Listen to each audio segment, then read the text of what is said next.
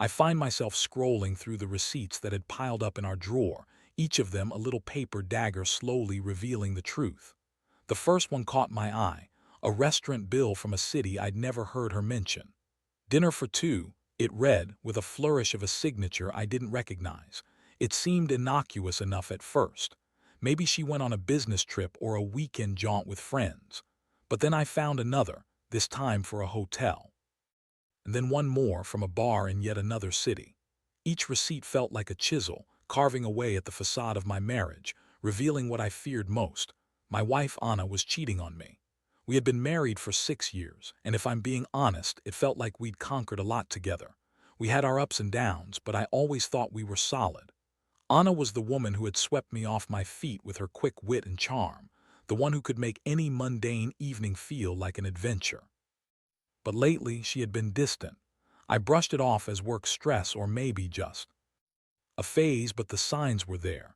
The late nights at the office, her phone glued to her side, her sudden interest in self-care weekends that left me sitting alone at home. I remembered the night I found the first receipt. Anna had come home late, her eyes a bit too bright, her laughter a little too loud. I had asked her about dinner and she'd smiled, saying it was just a quick bite with a colleague. Yet here I was, piecing together a puzzle that painted a picture I didn't want to see. The receipts were stacking up, all from places I had never visited with her. It became impossible to ignore. The next day, while she was in the shower, I took it upon myself to dig a little deeper. I found her phone lying on the kitchen counter, unlocked. It was like the universe had granted me access to a secret world. I scrolled through her messages, and there it was, right in front of me, a string of texts between her and someone named Jake. They were flirty, laced with inside jokes and emojis I didn't recognize. I felt my heart drop. Who the hell was Jake? When? She stepped out of the shower, the air crackled with tension. I had to confront her, but how do you approach someone you love with accusations that could unravel everything? I breathed in deeply, steeling myself for the storm that was about to hit. Anna, I began, trying to keep my voice steady, can we talk about something important? She looked at me, her expression shifting from casual to cautious. What's up? I held my breath, fighting the urge to blurt it all out. I didn't want to come off like some jealous husband, but the weight of the truth was unbearable. I found some receipts today. They're for places you never mentioned visiting. She froze, her eyes narrowing as the realization of my discovery settled in. What do you mean? I pushed forward, a hotel, a restaurant, and these texts with someone named Jake. Care to explain? Her face morphed into something defensive. Seriously, you're going to snoop through my things now? I bit back my anger. I'm trying to understand what's happening here. Anna scoffed, crossing her arms. You're jumping to conclusions. I've told you I've been busy. With work, you know how demanding my job is. But deep down, I could see the cracks in her composure. I pressed. This doesn't feel like just work, Anna. It feels like you're hiding something. She shifted, her voice rising. You wouldn't understand. You're just being paranoid. That was the moment I realized that the woman I thought I knew was unraveling before my eyes, and I was standing at the precipice of a cliff I never wanted to approach. I went from feeling angry to deeply hurt, as if she had taken a knife and cut right through my heart. In that moment, I felt the first pangs of betrayal, the emotional knife twisting deeper with every denial she threw my way.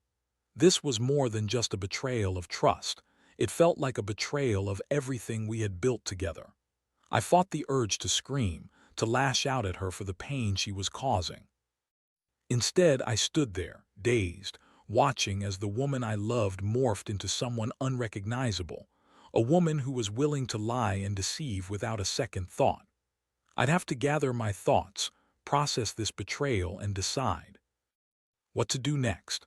But for now, I felt lost in a fog of anger and disbelief, all stemming from a simple stack of receipts revealing a life I didn't belong to anymore. The confrontation with Anna escalated quickly, and the air in our living room grew thick with tension. I felt like I was trapped in a nightmare I couldn't wake up from. I wanted to shake her, to make her see how deeply her lies cut me. Yet, all I could do was stand there, feeling as though the ground was slipping beneath my feet. Her defenses were strong, and as she continued to deny any wrongdoing, I felt my anger simmering beneath the surface. You're not even going to deny that you're seeing someone else." I pressed, my voice shaking with hurt. Anna rolled her eyes, a smirk dancing on her lips. "You're being dramatic. Of course I'm not seeing anyone else. You're just trying to make a mountain out of a molehill." I couldn't believe what I was hearing. In that moment, I realized that the woman standing in front of me was not just lying. She was entirely unrepentant. The Anna I knew, the one who used to share her fears and dreams with me, felt like a distant memory. Instead, I was faced with this stranger who was so ready to defend her actions, no matter how implausible her excuses sounded. I felt the heat rising in my chest, the anger threatening to explode. I wanted to throw her words back at her to make her see how ridiculous her claims were.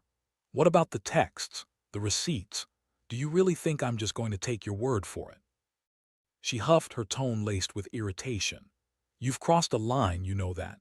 You have no right to invade my privacy. I can't believe you're doing this." I took a step back, trying to regain my composure. "This is not about privacy, this is about trust. You've betrayed that trust, Anna." Her eyes flashed with defiance, and for a moment I thought she might explode. Instead, she simply turned away, crossing her arms tightly against her chest. "You're being unreasonable. I've done nothing wrong." My heart sank at her words. I felt like I was drowning in disbelief, the weight of her betrayal crashing down on me. So, this was how it was going to end, me, bearing the burden of the truth, while she danced around it like a guilty child caught stealing cookies from the jar. I realized then that the emotional toll was more than I had prepared for. My mind raced with memories of happier times, the vacations we'd taken, the promises we'd made. Everything we had built together now felt like a facade, crumbling beneath the weight of her lies. I felt a mixture of anger and sadness that was almost debilitating. After what felt like hours, I finally managed to speak again, my voice barely above a whisper. "I need some space to think." Anna's eyes softened, but her pride wouldn't let her back down. "You think that'll solve anything, just walking away?" I shook my head, my heart heavy. "I can't do this right now. I can't be in the same room with someone who lies to me so easily." I turned and walked out of the living room, feeling like I was leaving a part of myself behind, a part that had loved Anna unconditionally. I went straight to our bedroom, the space that had once felt like a sanctuary, now suffocating me. I sat on the edge of the bed, staring blankly at the wall, lost in a sea of confusion and hurt. In the following days, I felt like I was living in a fog. The world outside our home began to blur, and I found myself withdrawing from friends and family. I spent my time sifting through the evidence of her betrayal, trying to piece together the reality I had once known. Each day I would wake up hoping that everything was just a bad dream, only to be met with the stark reality of Anna's lies. My mind was a whirlwind of emotions: anger, sadness, disbelief. I felt betrayed not just by Anna but also by my own instincts. How had I missed the signs? Was I really so blind to her deception? I decided to take action and confront the situation head-on. I couldn't keep living with this uncertainty. I remembered a colleague of mine, Mark, who had been through a similar experience. I reached out to him, hoping he could provide some perspective. "Hey man," he answered, his voice warm and understanding. "I'm here for you. What's going on?" I hesitated, unsure of how to express the turmoil inside me. "It's Anna. I think she's cheating on me. I found receipts for hotels and dinners in cities she never mentioned, and there's this guy, Jake." There was a long pause on the other end of the line. "Dude, I'm so sorry, that's rough. Have you confronted her about it?" "I did," I admitted, my voice heavy with defeat. "But she just lied and deflected. I don't even know what to believe anymore." Mark sighed, sounding genuinely sympathetic. "You deserve the truth, man. I know it's hard, but sometimes you have to dig deeper to find out what's really going on." Dig deeper. The thought made me uncomfortable. "What do you mean?" "Consider tracking her movements or even confronting him. If she's cheating, you deserve to know the extent of it. Don't let her manipulate you into feeling guilty for wanting answers." His words sparked a fire within me. I realized that I couldn't just sit back and allow Anna to control the narrative. I needed to take charge, to find out the truth for myself. If she thought she could continue living this double life without consequence, she had another thing coming. But how far was I willing to go to uncover her betrayal? That was the question that loomed over me now, and one I would have to wrestle with in the days to come. I decided then and there that I would gather evidence. I would confront Anna with undeniable proof of her infidelity, and only then would I decide what to do next. The anger simmered beneath the surface, and I resolved to keep my composure as I embarked on this daunting discovery. I would not let her lies define me, and I would reclaim my truth, no matter how painful it turned out to be. As the days turned into a blur, I found myself consumed by a singular mission, uncovering the truth about Anna's infidelity. I felt like a detective in a film noir, piecing together clues while battling my own emotional turmoil. The receipts were not just pieces of paper anymore. They were evidence of a betrayal that I was determined to expose. I started by tracking Anna's movements.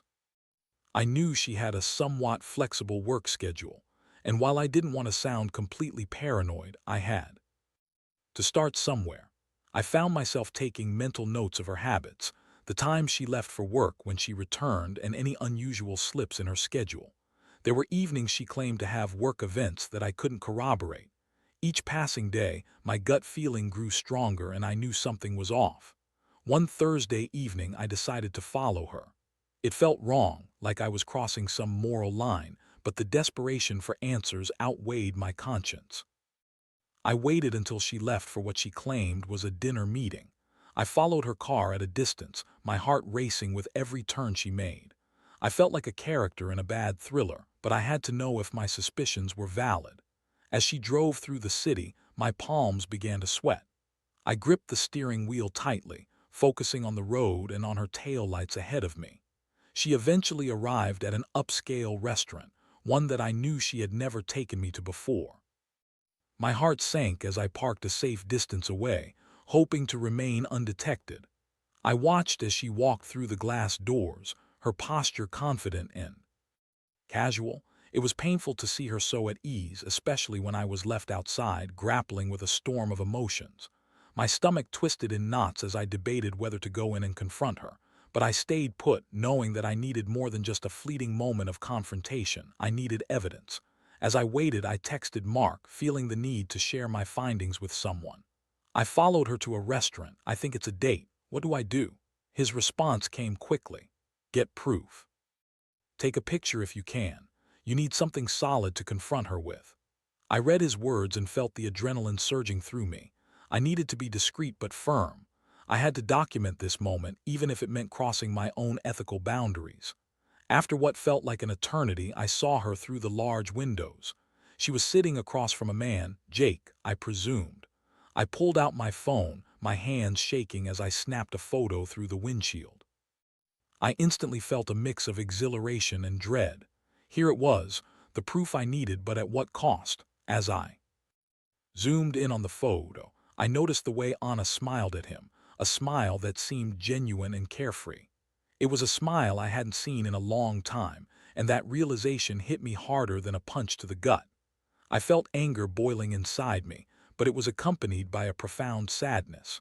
How could she be so carefree while I was left in this emotional limbo? Just then, I saw them lean in closer. Jake reached across the table and placed his hand over hers. My heart sank further as I captured the moment with another photo. I felt like an intruder in a world that I shouldn't be a part of, yet paradoxically, I felt entitled to know the truth about my own life. I watched through the window as the two of them laughed, shared stories, and engaged in an intimate conversation that I was clearly excluded from. Each laugh echoed in my mind like a taunt. I was on the outside, and the reality of my situation crashed over me like a wave. This was real. Anna was cheating on me, and I had the undeniable proof. I could feel the heat rising in my cheeks as anger began to override the sadness. I needed to confront her, but also wanted to prepare myself for how I would approach this monumental moment. I took a deep breath and decided that I couldn't let this moment slip away. I had to confront her with this evidence. After what felt like an eternity of watching, Anna and Jake finally stood up. They walked out of the restaurant together, their laughter trailing behind them as I quickly ducked down in my seat, my heart pounding.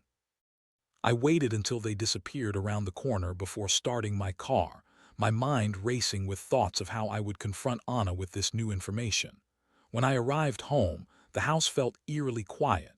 The reality of what I had witnessed weighed heavily on me, and I felt physically ill. I had a million thoughts racing through my mind. How could I approach her? What if she denied it again?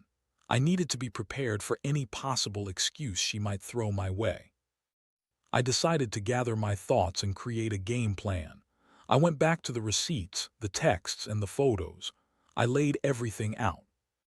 On the dining table, creating a visual representation of her deceit. It was a wall of evidence, and I wanted her to see just how much I had uncovered. As I sat there, staring at the damning evidence, I found my resolve hardening. I realized that I couldn't allow myself to be manipulated any longer. Anna's lies had taken enough from me. I had been patient. I had tried to give her the benefit of the doubt, but this was it. It was time to confront her once and for all. I practiced what I would say, crafting the words carefully in my mind. I had to remain calm, no matter how furious I felt. I would demand the truth, and I wouldn't let her waver from it. As the clock ticked closer to her expected return time, my heart raced. I could feel the adrenaline coursing through me, a mix of fear and anticipation. She would walk through that door, and I had to be ready. No more lies, no more deceit. Tonight, the truth would finally come to light. As the minutes passed, I found myself pacing back and forth in our living room, rehearsing what I would say. To Anna, the photos, the receipts, and the texts felt like heavy weights in my pocket, tangible evidence of her betrayal. Each step I took echoed my resolve to confront her, but my heart was still racing with anxiety. What if she managed to twist the narrative again? What if she turned it against me? Finally, I heard the sound of her key in the door. My stomach dropped, and I took a deep breath, trying to center myself. Anna walked in, her expression brightening as she spotted me. "Hey. You're home early," she said, her voice cheerful and casual. It felt like a punch to the gut. How could she act so normal when everything was about to come crashing down? "Yeah," I replied, trying to keep my tone even. "We need to talk." The moment those words left my mouth, I saw her demeanor shift slightly. The smile faltered as she stepped into the living room, her posture suddenly guarded. "About what?" I gestured toward the dining table where I had laid out the receipts, the photos, and the texts. "About this." Anna's eyes widened as she glanced at the evidence spread before her. "What is all this?" she asked, feigning ignorance, but I could see the flicker of panic in her eyes.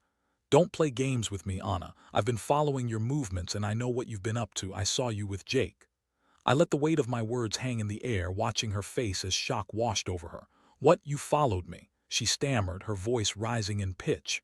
"That's so invasive. You have no right to do that. Right or wrong, I have proof. You've been lying to me." I picked up one of the receipts, waving it in front of her. "Dinner at this place. You never mentioned it. A hotel stay. You thought I wouldn't find out." My anger had reached a boiling point, and I could feel it spilling out. Anna took a step back, her expression shifting into one of defiance.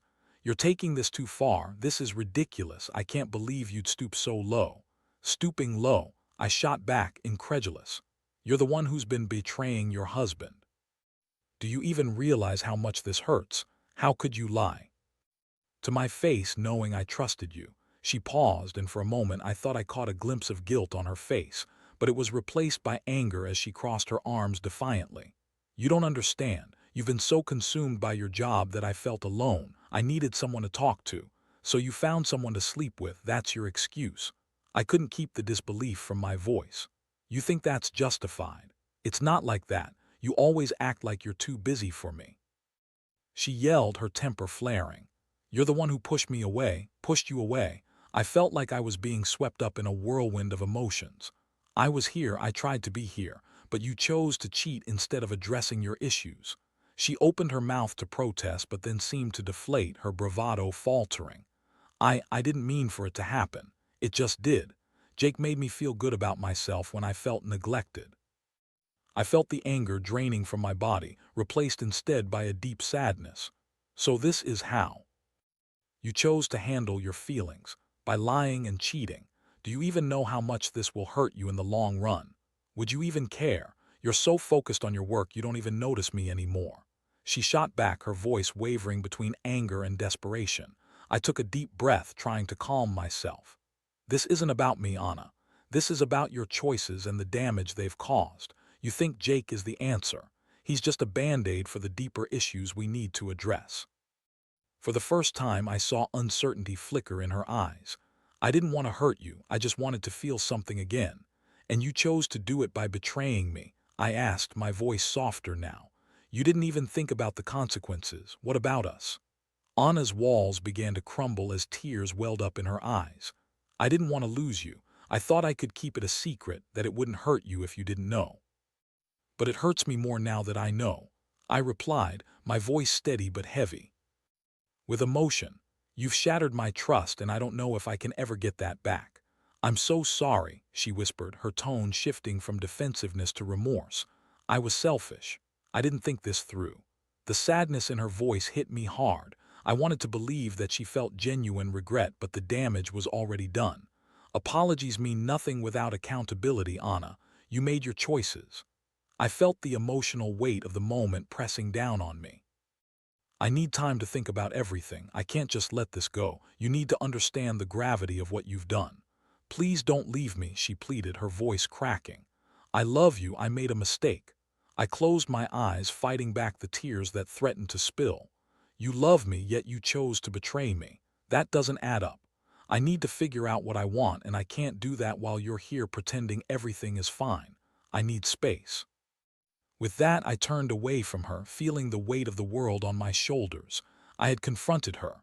I had laid bare the truth of her betrayal, but now I felt more lost than ever. I needed to find clarity in this chaos, to understand my feelings and decide what I wanted moving forward. As I walked away from her, I felt a strange mix of empowerment and sorrow. I had taken a stand, but my heart felt heavy with uncertainty. I didn't know where this left us, but I knew one thing for sure. My life would never be the same again. Now I had to figure out what my next steps would be in this broken landscape of love and betrayal.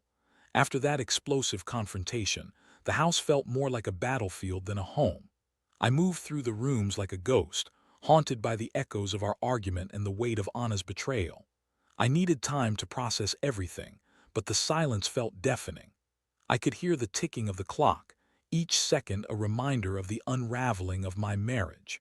The days were a blur of emotional turmoil. I spent time at work, immersing myself in projects to distract my mind from the chaos at home. Yet, every moment of solitude pulled me back to the reality I was trying to escape. I replayed our argument over and over in my mind, her excuses, her anger, the way she brushed her infidelity aside as if it were nothing. Each recollection stung like a fresh wound. I reached out to Mark again, seeking refuge in his wisdom. How did you handle it when you found out your wife was cheating? I asked, my voice shaky. He paused, a sympathetic undertone in his response. It was tough, man. I felt like my whole world was falling apart. I had to take time for myself. There's no right answer, you have to do what feels right for you. Time is what I need, I admitted, realizing I needed to distance myself from Anna while also figuring out my own emotional state. But I don't know if I can ever trust her again. That's the hardest part, he replied. You can't put a timeline on healing. Just give yourself the space to think. You deserve clarity on what you want. I took his words to heart and decided to take a few days off work. I informed Anna that I would be staying at a friend's place to clear my head. She looked hurt but didn't protest. I could see the guilt etched on her face, and for the first time, I wondered if she truly understood the consequences of her actions. Packing my things felt surreal. I folded my clothes, my heart heavy with every shirt I placed into my suitcase. I glanced around the bedroom that had once felt like a sanctuary. Now it felt foreign, a reminder of the betrayal that had taken place within those walls. I couldn't help but think of the memories we had created there, the laughter and love shared, now tainted by her infidelity. As I drove to Mark's place, I felt a mix of relief and sadness. I was stepping away from a toxic situation, but I was also leaving behind the woman I had spent years with. I parked outside his apartment and took a deep breath, mentally preparing myself for the few days ahead. Mark welcomed me with open arms, and for the first time in days, I felt a sense of comfort. We spent the night talking, venting, and indulging in the distractions of movie marathons and junk food. It was therapeutic. To be away from the weight of my reality, laughing at ridiculous movie plots and trying to forget the pain that lingered in my heart. But as the days passed, the reality of my situation loomed over me. I couldn't escape the truth forever. I began to think about what I wanted moving forward. Did I want to try to salvage my marriage, or was it time to cut my losses and move on? One evening, as I sat on Mark's couch, I pulled out my phone and stared at the pictures I had taken, the ones of Anna and Jake together. They were vivid reminders of her betrayal, and I knew I couldn't let that go unaddressed. I had to confront her one last time, but this time it would be about my decision. With a deep breath, I texted Anna, "We need to talk. Can you meet me tomorrow at our usual coffee shop?" I hit send and felt a wave of anxiety wash over me. I knew this meeting would be crucial. I wouldn't confront her to blame or rail against her choices. Instead, I wanted to speak my truth, share my feelings, and ultimately decide what life would look like moving forward together or apart. The next day, I arrived at the coffee shop early, my heart racing as I waited for her to arrive. It was a place we had frequented during the early days of our relationship, filled with laughter and promise. Now it felt heavy with the weight of our issues. When Anna walked in, she looked different. There was a vulnerability in her eyes, and for a moment I felt a flicker of the woman I once knew. But I quickly reminded myself of the reality we faced. "Hey," she said softly, her voice trembling as she took a seat across from me. "Thanks for coming," I replied, trying to maintain a calm demeanor. "I wanted to talk about everything that's happened." Anna nodded, her expression earnest. "I know I messed up. I'm so sorry for what I did. I never intended to hurt you." "I know you're sorry," I said, meeting her gaze. "But it's hard for me to reconcile that with the reality of what happened. I need to know if you understand the depth of your betrayal. This isn't just about the physical act, it's about trust, honesty, and a commitment we made to each other." She looked down, her fingers fidgeting with the edge of the table. "I understand. I've been doing a lot of thinking, and I realize how selfish I was. I was trying to fill a void instead of communicating with you. I should have come to you." "Exactly," I replied, my tone firm. "This isn't just a mistake. It was a series of choices you made without considering how they would affect us. I'm struggling to understand how we move forward from here. I want to fix this," she said, her voice barely above a whisper. "I love you and I want to make things right. I know I don't deserve your trust, but I want to earn it back. I appreciate that you want to fix things, but I need to be honest too." My heart raced as I continued. "This has broken something between us, and I don't know if I can trust you again. I need time to think about whether I want to work on this or if it's time for us to part ways." The words hung in the air, heavy with finality. Anna's eyes brimmed with tears, and I felt a mix of empathy and resolve. I hadn't made this decision lightly, but I knew I couldn't move forward without clarity. "I understand," she said, her voice breaking. "Whatever you decide, I'll respect it. I just want you to know that I'm truly sorry for what I did." As we sat in silence, sipping our coffee and reflecting on how our lives had changed, I realized that no matter what happened next, I had taken a significant step toward reclaiming my own power. I had faced the truth, confronted her lies, and now it was time for me to decide what my future would look like, whether with Anna or without her. The journey ahead would be challenging, but I was ready to navigate whatever path lay before me. As we sat across from each other in that coffee shop, the weight of my decision hung in the air like a heavy fog.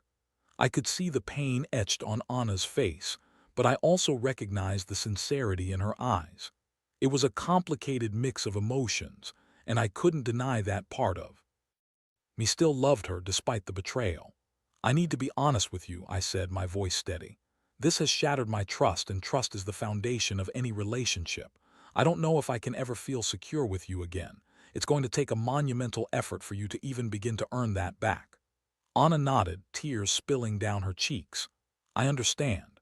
I've been a fool, and I know I've hurt you in a way that can't be easily mended, but I'm willing to do whatever it takes. I want to go to couples therapy, reconnect, and work through our issues. I don't want to give up on us." Her words tugged at my heart. I appreciated her willingness to confront the situation head-on, but I also understood the gravity of her actions. Therapy might help, but I need time to figure out what I want before I can commit to that. I'm still trying to process everything. I understand, she replied softly. I'm just glad you're willing to talk. I thought maybe you would just walk away. I almost did, I admitted, but walking away would mean giving up on everything we built together.